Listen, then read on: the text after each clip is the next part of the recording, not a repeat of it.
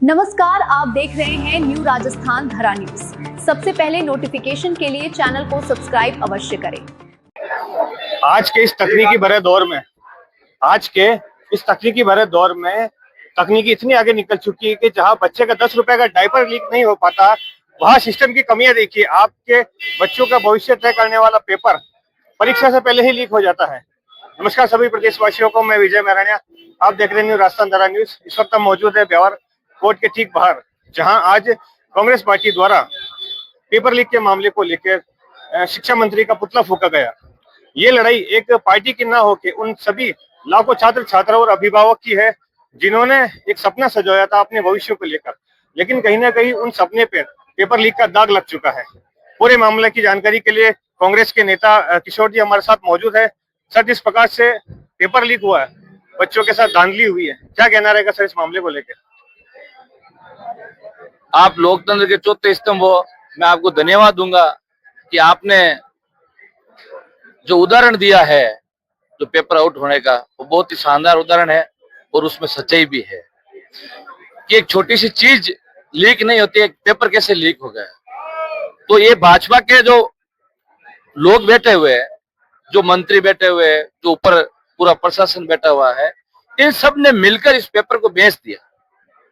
और इस पेपर को बेचने का काम भाजपा के लोगों ने, भाजपा के मंत्री ने किया है। और उन्होंने 22 लाख युवाओं को भी बेचा है और उनके परिवार को भी बेचने का काम किया है। तो ये बहुत ही दुर्भाग्यपूर्ण बात है कि ये गरीब आम आवाम जो पढ़ाई करते हैं, जो मेहनत करते हैं, उनका तो कोई मतलब ही नहीं रहा इसके हिसाब से। तो क्योंकि ये लोग पेपर आउट करके पूंजीपतियों को पेपर दे देते हैं, भाजपा के एमएलए मंत्री के परिवार के लोगों को, संगठन के बैठे पदाधिकारी लोगों को ये पेपर देके उनके घर वालों को, उनके परिवार वालों को तो नौकरी दे देते हैं, लेकिन आम गरीब आदमी जो मेहनत करता है, जिसका परिवार मेहनत करके किसको पढ़ाता है, उनके सपने टूट जाते हैं।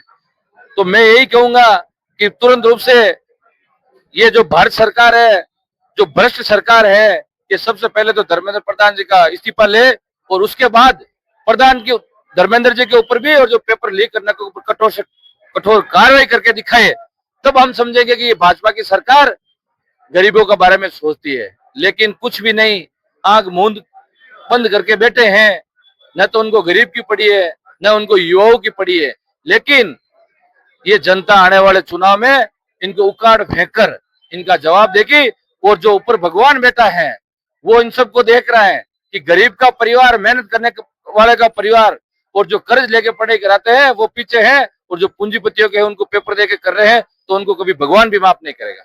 सर, एक तरफ प्रधानमंत्री का कहना है कि घर घर शिक्षा की जोत जलाए, और दूसरी तरफ पेपर लीक वाला मामला। सर, कहीं ना कहीं पक्ष का यह भी कहना रहता है कि इसमें विपक्ष एक वोट बैंक की राजनीति कर रहा है।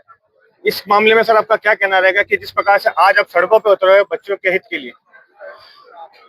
न तो वोट बैंकों के लिए हम राजनीति करते हैं, वोट के लिए राजनीति करता है तो प्रधानमंत्री नरेंद्र मोदी जी करते हैं, ये भाजपा के बेटे लोग करते हैं, ये सबको पता है। अभी एक दिन बोलते हैं कि सोना कम खरीदो, सोना खरीदो ही मत, तो इसका मतलब है कि आपने जो मंगलसूत्र छीनने वाली बात है, आपने सही साबित कर दी। आप डीजल कम जलाओ, और आप ही तो बोल रहे हो, और दूसरे दिन आपके मंत्री, आपके मुख्यमंत्री कपिला लेके निकलते हैं, तो ये कहां तक ठीक है? खुद तो रोज 10 लाख का सूट बूट पहन के सुबह से शाम 2 चेंज करते हैं और लोगों को ज्ञान देते हैं। तो ये जनता सब जान चुकी है कि जो नरेंद्र मोदी है और उनकी जो सरकार है वो पूरी भ्रष्ट है, और वो हमेशा पूंजीपतियों की सरकार रही है, हमेशा गरीब मध्यम वर्ग के लोगों को दबाने का काम किया है। और इनसे अब देश चलाने क्या बस की बात इनकी नहीं रही है। अब इनको खुद को ये महसूस हो गया और जनता को ये पता है कि अब ये भाजपा के लोग और प्रधानमंत्री नरेंद्र मोदी, अमित शाह सरकार नहीं चला सकते हैं, और उनमें खुद में सरकार चलाने की ताकत नहीं है। सर, एक अंतिम सवाल, पुतला फूकने के बाद अगला कदम क्या रहेगा छात्र छात्राओं के हित को लेकर? अगर हमने हमेशा संघर्ष किया है और आगे भी करेंगे। पूरे देश की कांग्रेस, पूरे प्रदेश की कांग्रेस आप कल से देख रहे हो कि सड़कों पर उतरी हुई है, और हमेशा छात्रों के न्याय के लिए, आम गरीब आदमी के लिए हमेशा उनके साथ खड़ी मिलेगी कांग्रेस, उनके साथ सड़कों पे मिलेगी, और संघर्ष हमेशा जारी रहेगा। तब तक सब युवाओं के साथ न्याय नहीं होगा, किसान परिवार, गरीब परिवार के साथ न्याय नहीं होगा। धन्यवाद हमारे साथ बने रहने के लिए। इस प्रकार से आप देख रहे हैं कि आज कांग्रेस पार्टी के समस्त कार्यकर्ता सड़कों पर उतर चुके हैं, लेकिन कहीं ना कहीं छात्रों के साथ जिस प्रकार की जो धांधलीबाजी हुई है नीट पेपर के एग्जाम को लेकर, जो एक सोचने का विषय है। बने रहे हमारे साथ। संवाददाता विजय महाराणा के साथ न्यू राजस्थान धरानी न्यूज, ब्यावर।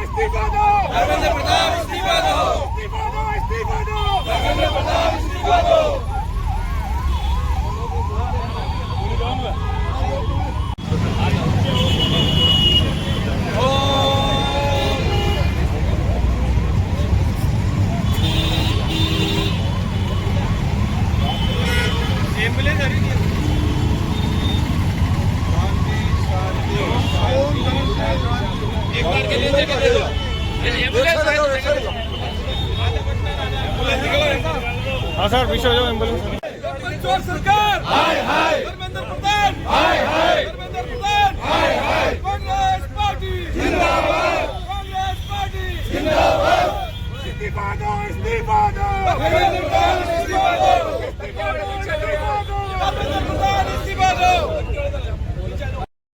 लीक हो गया और इसमें पूरी भाजपा की चौकड़ी लगी हुई थी। जिन्होंने ये पेपर बेचा, ये चांडाल चौकड़ी युवाओं का भविष्य खराब कर रही है, ये युवाओं को पीछे धकेल रही है। कुछ पूंजीपतियों के हाथों में बिककर इन्होंने ये जो कृत्य किया है, आज जिला कांग्रेस कमेटी इस बात की बहुत बहुत भर्त्सना कर रही है। और हमारे जो केंद्रीय मंत्री जो है धर्मेंद्र जी प्रधान, उनका पुतला फूंक कर कांग्रेस पार्टी रोज जाहिर कर रही है।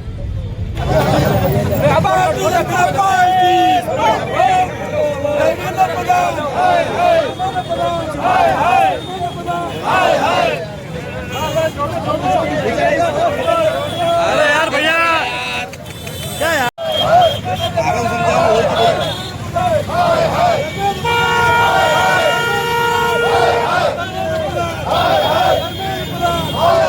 हेलो।